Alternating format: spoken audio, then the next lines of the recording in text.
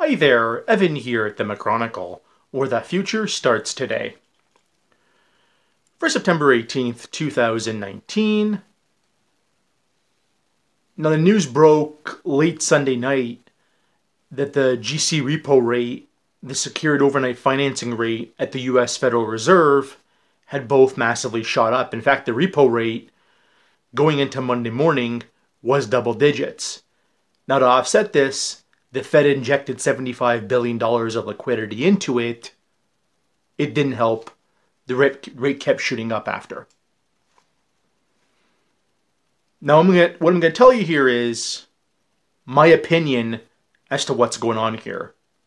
And I don't think anywhere else that I've looked, I've heard this floated. Okay? Remember, the news also broke on Monday also that a whole bunch of Chinese investors were going to go ahead and liquidate a lot of real estate holdings globally. Now we do know. China has a balance of payments deficit. China has a current account deficit. Now because of this, you have a Chinese economy that's short US dollars. Now everyone talks about the renminbi. The renminbi is less than 1% of global transactions. The US dollar is the world reserve currency. The US dollar is the de facto currency for trade globally. Okay?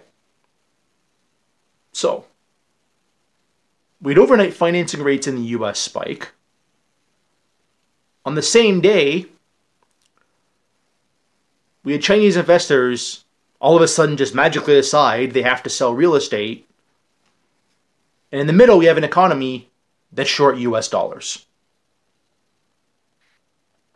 So what am I saying here? The cause for all this is China. Now, Bloomberg had a little piece apparently out on this morning saying the Saudis were the one behind what was going on in the US GC repo market. Again, as much as they want to say it, I don't believe that's the case.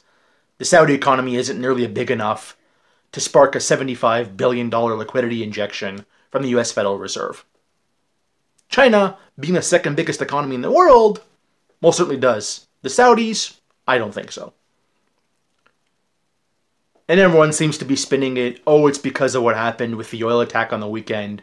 Again, all the oil is still going to get out.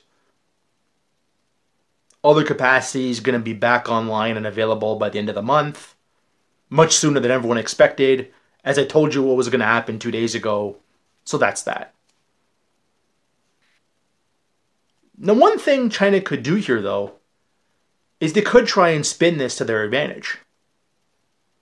You see, Trump is up for re-election in the US next year. A recession, as y'all are aware, can hurt an incumbent's chance to get reelected. So China can help spin the narrative, oh, the economy is having a 2007-like liquidity event, or something to that effect.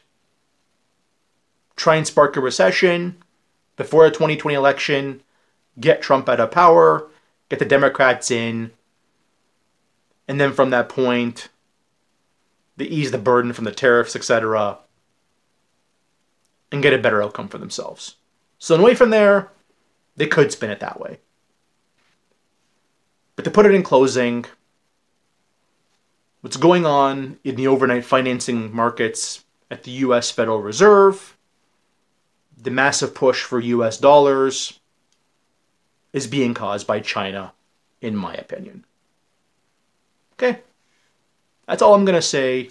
Smash that like button, leave a comment, subscribe, follow both my Twitter accounts, and as always, my name is Evan. This is the Chronicle, where the future starts today.